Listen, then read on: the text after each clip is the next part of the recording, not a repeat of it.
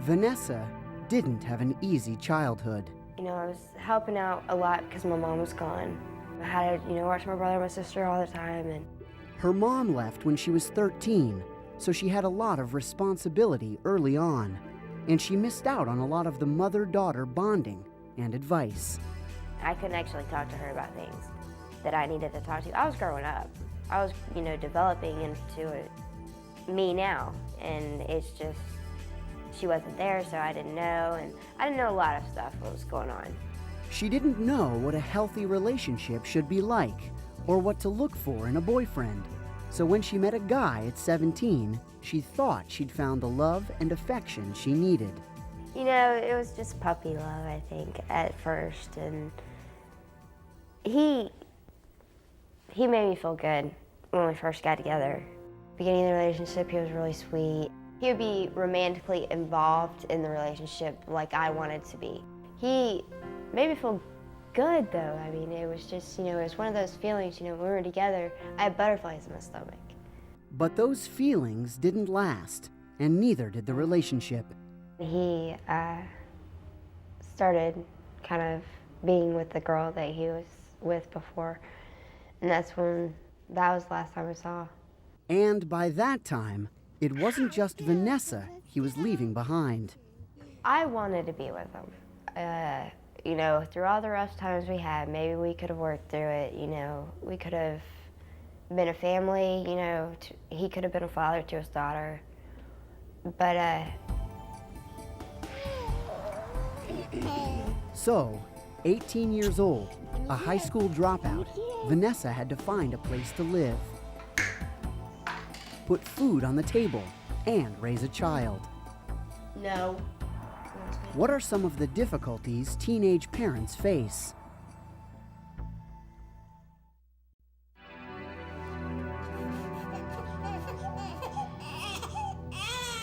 My aunt, she got pregnant when she was 15, and I remember my dad telling me that story right around the time I was 14 or 15, and I guess I made that my goal, not to have sex when I was in high school, because I didn't want to have to deal with a child or being pregnant. It's so hard to give that child the proper care it would need, especially since you're probably in school or you're gonna have to go get a job.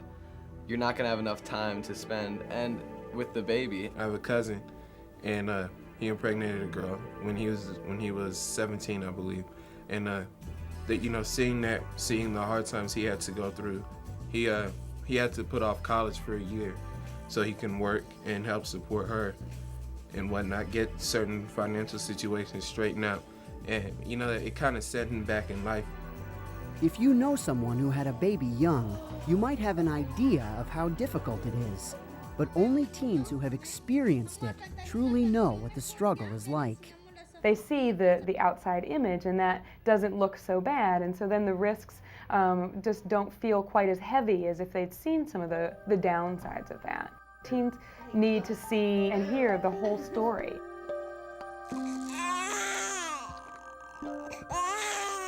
And everything else, all my interests, all my activities, all my desires and dreams for myself, just from one day to the next, were just done with.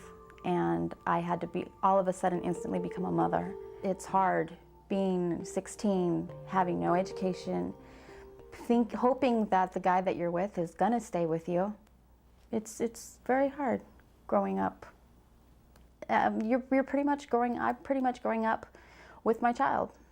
And it's kind of difficult. It's very difficult, actually. Difficult for a lot of reasons. But what Christine and her boyfriend really worried about was money.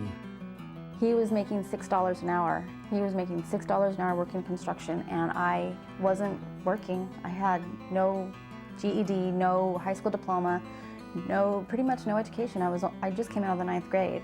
We lived paycheck to paycheck. It was struggling. Every week, it was like, well, what are we gonna pay this week? Are we gonna be able to pay for the rent? Are we gonna be able to pay for diapers? And there is assistance, but it's not enough. They didn't have enough. They couldn't support themselves. After several years, they split up, and Christine's son went to live with his father. This is something that upsets me so much right now, because I don't even get to see him anymore. Alone, uneducated, and unable to find a job, Christine had to move back in with her parents. Now she's going back to school for her GED. I want to be productive. I want to be proud of myself. I want to have something. I want to have accomplishments. This is something that I haven't had in a while. Staying in school when you have a child isn't easy. Charnette and Amy are determined to do just that, so they'll be able to support themselves and their children. I knew that I was in for a lot more responsibilities than I already had. And now it's just hard because, like, I have to work and I have to go to school because I know I have to become somebody so that I could support him and myself. I've always been determined to stay in school no matter what. But it's something that I wanted to do. I want to go to college and further on my education so I can, have a better life for my kids and myself, my family. But what exactly does that involve? What is life really like when you're in high school with a baby? He's top priority. My son, I'm always gonna be there for him. I go to school, I go home for a little while, I spend time with him, then I come to work, and then I go home and spend time with him. Then the day ends and I start again the next day. Basically, that's my day, my week. I couldn't get no sleep. Every 2 hours, he was waking up. Now I'm thinking I'm gonna be asleep for a little minute. And saying her, I'm like, what is, I was like, every day I look at him, and I be like, I got a baby, I can't believe this is my baby. So I worry too, how it's gonna be when she goes to sleep and, how she's gonna wake up crying, you know what I mean? Constantly worrying about her, you know what I mean? Because it's like, I don't know, I hardly get any rest either. It's more like a freedom thing with me now because I'm 17 and I want to do a whole bunch of things and I know I can't do everything that I would want to do, and on weekends, my weekend is when I don't work, just staying home with the baby because if it's too cold, I can't take him outside. Depending on how the weather is and depending on if he's sick or not, I can't take him outside. So I stay home and I'm just like...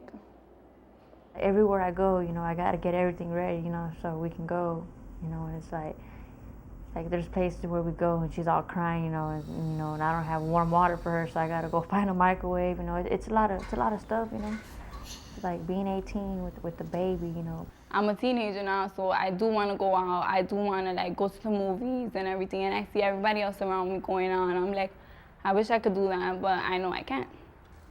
She and so many other teenagers have to put their own fun, their own plans on hold so they can take care of a baby. And even before the baby is born, the responsibility is huge.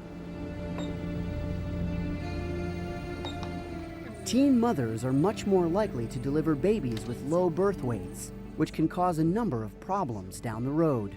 A lot of that had to do with actual entrance as far as starting prenatal care earlier. A lot of times they may not start prenatal care until maybe 7-8 months down the line. And so we need, earlier they start because they get prenatal care early. Nutrition is really essential in that. And getting the care that they need, seeing how the baby develops already, getting their sonograms and just getting that early care prevents any problems later on. Hey, funny. Renee got prenatal care early on from a special program that matches up pregnant teens with a doula, someone who provides education and support during pregnancy, childbirth, and new motherhood.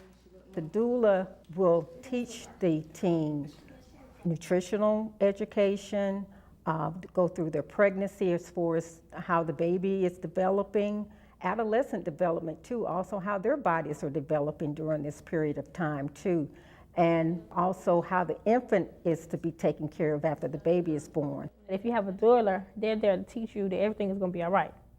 They want your baby to be healthy, so they encourage you to go to all your visits, all your prenatal visits. They encourage you to go to the doctor to get checked out, make sure your baby's healthy. They encourage you to eat healthy. They just there to encourage you for the best and the best outcome of you and your baby.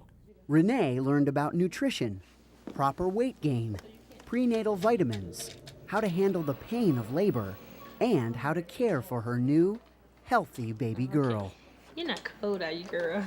She says the support she got made a huge difference in both their lives. They stay right through you through postpartum, They come through home visits and everything, and it's great. The more support that a mother has, the better their outcome is, their birth outcome is. That's true of every mother, but for teens especially.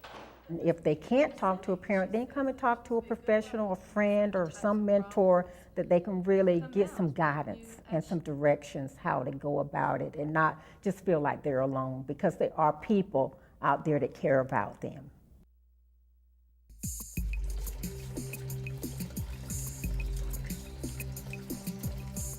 Vanessa didn't have the support of her boyfriend or her family when she was pregnant. But there are programs all over the country that help young mothers like Vanessa. Families First Transitional Housing Center is a program for young homeless mothers aged 17 to 26, having one child under age 1 who doesn't have a home and who has some problems with maybe family or boyfriend issues. It seemed perfect for Vanessa. You have to choose 1 or 3 tracks: a vocational skills track, a vocational track, a GED track, or a job track. Vanessa is getting her GED and planning to take college classes. I did a pre-test to get in, and they said that it would be good. Okay. She's getting her education. She has a safe place to live and food for her daughter. But it's a lot of work every day. Hey, stop. She's learning what it's like to be an adult, even though she's only 19. I have changed into being a troublemaker and, on the streets all the time, to me get my GED. To see a young lady come in with nothing and then perhaps leaving with a GED, vocational skills, or a job with benefits, it makes me feel real good about what we're doing here. It makes me feel very confident that she can go back out into society and live self-sufficiently and independently. I'm trying to get my life together in order to take care of her and put her in a good place to live. The aim of Vanessa's program and of anyone helping teen parents is the same. Give them self-esteem in terms of making them feel better about themselves, empowering them, giving them the confidence that they need to get back out and say, yes, I've made a mistake, but that doesn't stop life. What kind of support do teenage parents need?